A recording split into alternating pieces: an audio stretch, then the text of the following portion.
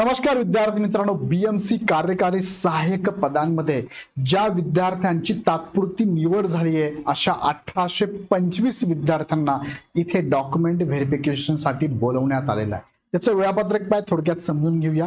कुणाला कधी जायचे, कोणत्या वेळेत जायचे, कुठे जायचे थोडक्यात समजून घेऊया। आणि जो इश्यू होता डॉक्युमेंट बद्दल अर्थात एनसीएल बद्दल त्याचं सुद्धा एक नवीन शुद्धीपत्रक आलेलं आहे। सो काळजी करण्याची गरज नाही। चुकीचीच माहिती होती, तुम्हाला बोललो पण बऱ्याच जणांना मेसेज रिप्लाय पण दिला होता, फक्त व्हिडिओ मी घेतला नव्हता।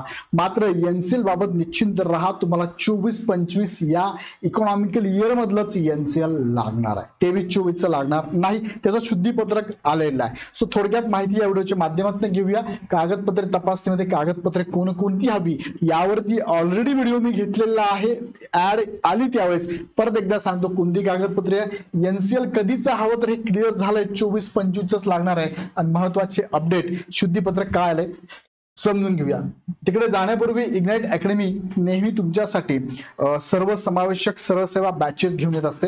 आता अपकमिंग ज्या जाहिराती त्यामध्ये मनपा जाहिरात आहे, नगर परिषद जाहिरात आहे, त्यानंतर महिला बाल कल्याण, वन विभागाची मोठी जाहिरात येणार आहे, आदिवासी विभागाची पण जाहिरात येणार आहे, आरोग्य विभाग असेल, झेडपी डिपार्टमेंट असेल, यांच्या जाहिराती अपकमिंग आहे। त्याची तयारी तुम्ही जर करत असाल तर लगेच बॅच जॉईन करा। त्यासाठी अकॅडमीचं ऍप डाउनलोड करून परचेस करा। काही शंका असेल तर खाली डिस्क्रिप्शन नंबर द्या, त्यांना कॉल करा।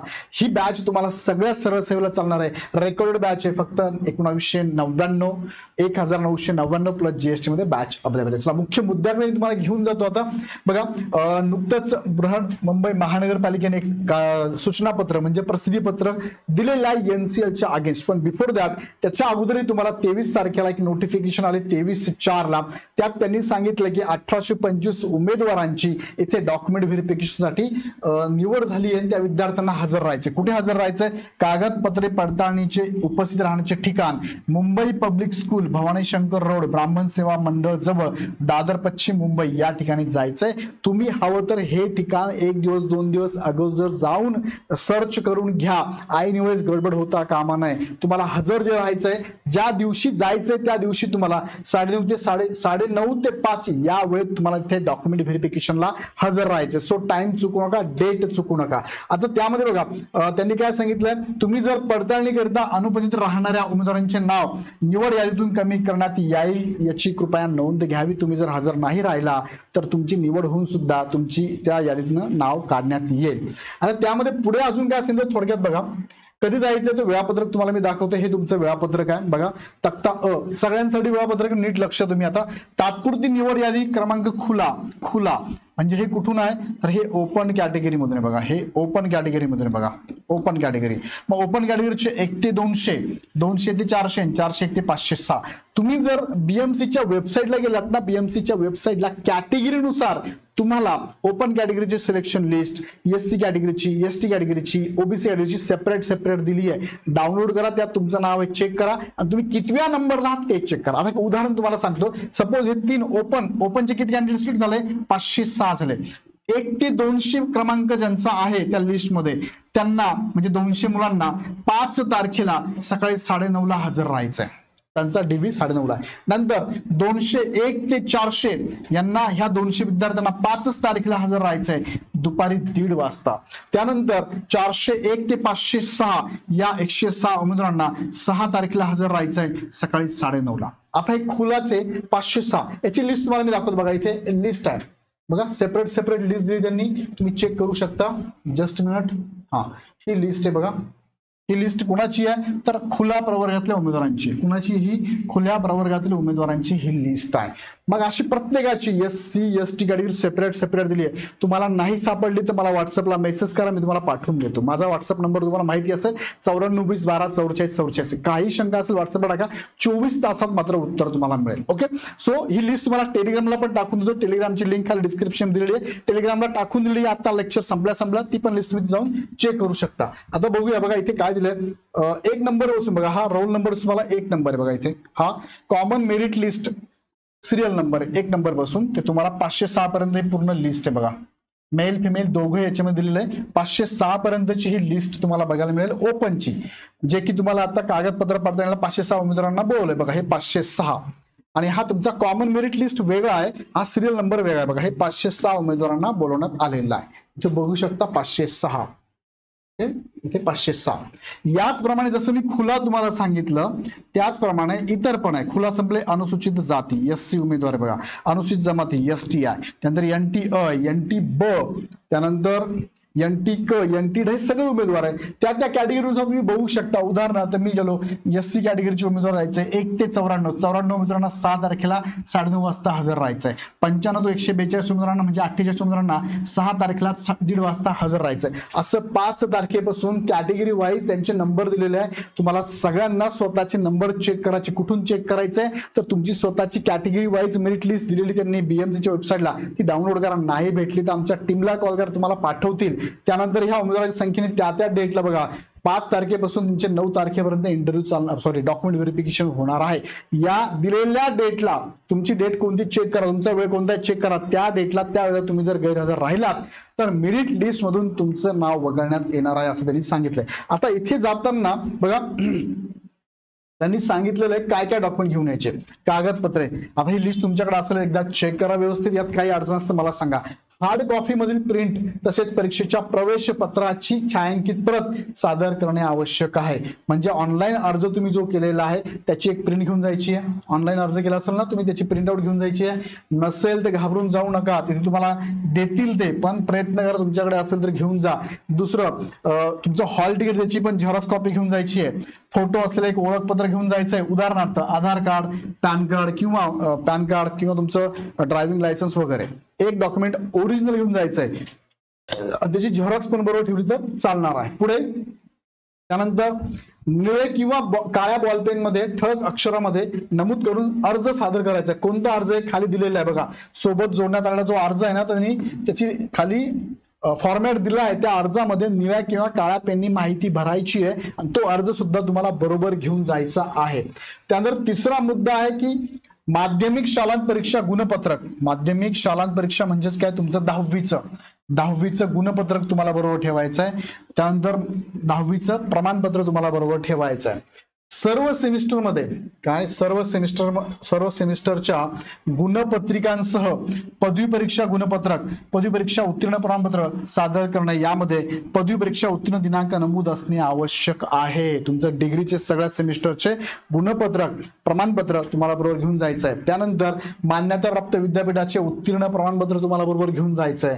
त्यानंतर जाहिरातीच्या अगेन्स्ट तुम्हाला मराठी आणि इंग्रजी किमान 30 शब्द असलेलं सर्टिफिकेट, तुमच्याकडे मराठी इंग्लिशचं 40 असेल तर चालेल, ते पण घेऊन जाऊ शकतात. त्यानंतर तुम्हाला MSCIT संदर्भात त्यांनी सांगितलं GR नुसार घेऊन जायचं. तुमच्याकडे GR नुसार जे GR आहे बघा, इंजिनिअरिंगच्या विद्यार्थ्यांना गरज नाहीये. ज्यांना 11वी 12वीला किंवा 9वी 10वीला कम्प्युटर विषय होता अशा उमेदवारांना घेऊन जायची गरज नाहीये. ज्यांचं 6-6 महिन्याचे कम्प्युटरचे वेगळे कोर्स झाले असते त्यांना घेऊन जायची गरज नाही. त्या GR नुसार तुमच्याकडे MSCIT सर्टिफिकेट असेल तर MSCIT सर्टिफिकेट, नसेल तर तत्सम अर्हता असणारं सर्टिफिकेट डॉक्युमेंट बरोबर ठेवायचंय. किंवा GR नुसार तुम्हाला आता त्यांनी नाही सांगितलं तर आता गरज पडणार नाहीये. सो लक्षात घ्या, याच्यावर तुम्ही ऑलरेडी व्हिडिओ घेतले ते एकदा बघून घ्या. 8व्या क्रमांकाचं डॉक्युमेंट आहे, तुम्हाला जातीचं प्रमाणपत्र घेऊन जायचंय. आणि इथे सांगितलं बघा, जात वैधता प्रमाणपत्र असल्यास घेऊन जायचं, नसतात गरज नाहीये. आणि डोमेसाइल सर्टिफिकेट तुम्हाला कंपल्सरी सांगितलेलं आहे. त्यानंतर जन्मतारखेसाठी त्यांनी काय सांगितलंय, जन्मतारखेसाठी तुम्हाला शाळा सोडल्याचा दाखला, जन्म दाखला किंवा SSC 10वीचं प्रमाणपत्राच्या वरती जन्मतारीख मेन्शन असते, ते पण डॉक्युमेंट असेल तर बरोबर तुम्हाला घेऊन जायचंय. तुम्ही घेऊन जाणार आहातच ऑलरेडी. त्यानंतर तुम्हाला जो समांतर आरक्षण आहे त्या अनुषंगाने, समांतर आरक्षण तुम्ही ज्याच्यातनं फॉर्म भरला असेल सामाजिक समांतर आरक्षणचं, त्याचे मूळ प्रमाणपत्र तुम्हाला बरोबर घेऊन जायचं. जर की तुम्ही एखादा असेल की माजी सैनिक आहे, खेळाडू असेल किंवा तुम्हाला अनाथ असेल, ज्याला आपण ऑर्फन म्हणतो, त्या उमेदवारांनी त्यांचे सर्टिफिकेट बरोबर घेऊन जायचे.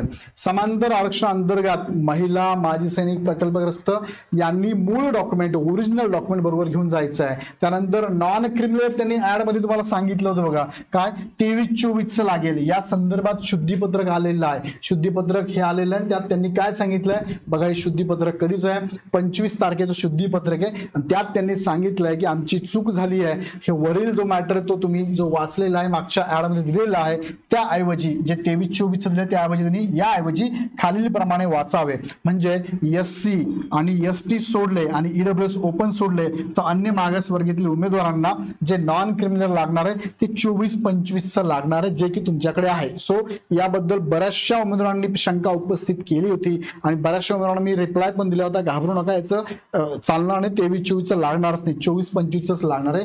हा त्यांचा प्रिंटिंग इश्यू होता. ओके, त्यानंतर बघा डॉक्युमेंटमध्ये त्यांनी काय काय सांगितलंय. त्यानंतर नॉन क्रिमिनल नंतर तुम्हाला विवाहित महिला असेल, नावात जर बदल असेल तर मॅरेज सर्टिफिकेट लागेल किंवा राजपत्र, दोघांपैकी जे आवश्यक आहे दोघांपैकी एक ते तुम्हाला बरोबर घेऊन जाईल. दिव्यांग उमेदवार, लेखनिकांसंदर्भात ज्या दिव्यांग उमेदवारांनी लेखनिकाची मदत घेतली त्या उमेदवारांना लेखनिकाची डिटेल्स डॉक्युमेंट्स बरोबर घेऊन जायची आहे. त्यानंतर तुमचं जर कोणी जॉब करत असेल तर त्यांचं NOC बरोबर घेऊन जायचं आहे. त्यानंतर तुम्हाला लहान कुटुंबाचं प्रमाणपत्र, प्रतिज्ञापत्र बरोबर घेऊन जायचंय. आता याचा फॉर्मॅट आहे, तुमच्याकडे नसेल तर मला कळवा, मी तुम्हाला फॉर्मॅट देतो, तो फक्त प्रिंटआउट घ्यायचा आहे, माहिती भरायची, सेल्फ साईन करायची आहे आणि घेऊन जायचं आहे. ओके, पोलीस ना हरकत प्रमाणपत्र प्राप्त करण्याकरिता उमेदवाराने जन्मदिनांकापासून ते सद्यस्थितीत त्यांचा रहिवास पत्ता, रहिवासाचा कालावधीचा तपशील आणि संबंधित सर्व जिल्ह्यातील संबंधित जिल्हा पोलीस अधीक्षक यांच्या कार्यालयाचा पत्ता याबाबतची माहिती सोबत संलग्नित नमुन्यामध्ये भरून आणणे गरजेचे आहे. तुम्ही ज्या ज्या ठिकाणी वास्तव्य केलं असेल जन्मापासून आतापर्यंत त्या जिल्ह्याची माहिती किंवा संबंधित तुमचा जो पोलीस स्टेशन असेल इथे सांगितलं बघा, संबंधित जिल्हा पोलीस अधीक्षक यांच्या कार्यालयाचा पत्ता तुम्हाला बरोबर न्यायचा, म्हणजे तुमचं जिल्ह्याचं जे SP ऑफिस आहे त्यांचा पत्ता तुम्हाला बरोबर घेऊन जायचा आहे. त्यानंतर शैक्षणिक कागदपत्रे, आवश्यक कागदपत्रांच्या मूळ प्रतींसह तुम्हाला झेरॉक्सची एक प्रत बरोबर न्यायची आहे. साक्षांकित प्रतींचा एक संच पडताळणीकरिता सादर करणे आवश्यक आहे. म्हणजे तुम्हाला स्वतःला एक ओरिजिनल डॉक्युमेंट आणि त्याचे एक झेरॉक्स कॉपी स्वसाक्षांकित करून घेऊन जायचं आहे, लक्षात घ्या. म्हणजे सेल्फ अटेस्टेड करून तुम्हाला घेऊन जायचं आहे. कागदपत्र पडताळणीच्या वेळेस गैरवर्तणूक चालणार नाही, त्यानंतर स्वखर्चाने उपस्थित राहायचंय आणि या संदर्भात काही अडचण असेल तुम्हाला तर हा दूरध्वनी क्रमांक आहे, यावरती आम्ही सुद्धा कळवलं होतं, तुम्ही पण कळवलं असेल. बऱ्याच विद्यार्थ्यांनी कॉल केला असेल. 022-22-62-02-51 या नंबरला आपण कॉल करू शकता. या संदर्भात ही नोटीस आलेली आहे आणि त्यानंतर खाली तुम्हाला एक फॉर्मॅट पण दिले बघा. यामध्ये फॉर्मॅट काय की तुम्हाला हा फॉर्मॅट भरून न्यायचा, उमेदवारांना भरून न्यायचा, अर्जाचा नमुना मी तुम्हाला दाखवला बघा. यात सगळी माहिती भरायची, एकदम सिंपल आहे. कोणत्या निवड यादीतून तुमची निवड झाली, ओपन आहे, SC ST जे काय असेल ते, निवड क्रमांक, गुणवत्ता क्रमांक लिहायचा आहे, ऑनलाईन अर्जाचा क्रमांक लिहायचा आहे, तुमचं नाव लिहायचं आहे, आडनाव पहिले लिहायचं आहे, मराठीत इथे इंग्लिशमध्ये लिहायचं आहे, नवीन बदललेलं नाव असेल तर लिहायचं, नसेल तर नाही लिहायचं, लग्नानंतरचं नाव असेल तर ते लिहायचं, त्या संदर्भात डॉक्युमेंट बरोबर ठेवलं ते बरोबर न्यायचं आहे. सगळी माहिती एकदम सिंपल ही भरायची. कॅटेगरीची माहिती भरायची, आरक्षण कोणतं असेल ते भरायचं आहे, नसेल तर काहीच भरायचं नाही आहे. या सगळ्या गोष्टी इथे भरायच्या आणि सगळं फिलअप करून तुम्हाला घेऊन जायचं आहे. बघा तुमचं एज्युकेशनची पण डिटेल भरायची आहे, मराठी इंग्लिश टंकलेखनचं बरोबर घ्यायचं आहे तुम्हाला. ही सगळी माहिती भरून तुम्हाला हा अर्ज सुद्धा बरोबर घ्यायचा आहे, स्वतःचं नाव स्वाक्षरी करून तुम्हाला घेऊन जायचं. त्याचबरोबर तुम्हाला अजून एक त्यांनी इथे काय काय डॉक्युमेंट तुम्ही जोडणार आहात ते पण इथे मेन्शन करून घेऊन जायचंय. अशा पद्धतीने डॉक्युमेंट व्हेरिफिकेशन तुमचं 5 मे पासून ते 9 मेच्या दरम्यान कार्यकारी सहाय्यकाचं होणार आहे. निरीक्षकाचा पुढे डिटेल मी तुम्हाला नंतरच्या व्हिडिओमध्ये सांगतो, पण या डॉक्युमेंट व्हेरिफिकेशन बद्दल तुम्हाला काही अडचण असेल तर कमेंट बॉक्समध्ये टाका, त्याची उत्तरे मी तुम्हाला देतो. किंवा माझा नंबर या व्हिडिओत सांगितलेला आहे, त्या नंबरला व्हॉट्सअपवर तुम्ही मेसेज करू शकता, कॉल करू नका, व्हॉट्सअपला मेसेज टाका, त्याचं उत्तर तुम्हाला 24 तासात नक्की देण्याचा प्रयत्न करतो. सो परत एकदा मी तुम्हाला सांगू इच्छितो की इग्नाइट अकॅडमी कडनं तुम्हाला येणाऱ्या भरती प्रक्रियेमध्ये सरळ सेवा सर्वसमावेशक बॅचेस आपण लॉन्च केलेले आहेत. जसं की आता अंगणवाडी पर्यवेक्षिका, वन विभाग, त्यानंतर मनपा विभाग यांच्या जाहिराती अपकमिंग आहे. सो त्यासाठी तुम्ही जर तयारी करीत असाल, करायची असेल तर लगेच ही बॅच जॉईन करा. रेकॉर्डेड, आता रेकॉर्डेड आहे. जेव्हा ती जाहिरात येईल, जेव्हा पण त्या जाहिरातीच्या अगेन्स्ट आम्ही लाईव्ह बॅच चालू करू, ती लाईव्ह बॅच तुम्हाला याच फी मध्ये अवेलेबल असेल, याच फी मध्ये असेल. Test series, mentoring, doubt clearing session सगळं तुम्हाला याच फी मध्ये त्या बॅच साठी अवेलेबल असणार आहे, याच फी मध्ये. सो लगेच जॉईन करा. जॉईन करण्यासाठी इग्नाइट अकॅडमीचं ऍप डाउनलोड करून डायरेक्ट परचेस करू शकता. काही अडचण असेल तर आमच्या हेल्पलाईन नंबरला कॉल करू शकता. व्हिडिओ आवडला तर लाईक करा, चॅनल सबस्क्राईब करा. अजून तुमच्या मनात काही प्रश्न असतील कमेंट बॉक्समध्ये नक्की टाका. पुन्हा व्हिडिओ नेक्स्ट व्हिडिओमध्ये. धन्यवाद.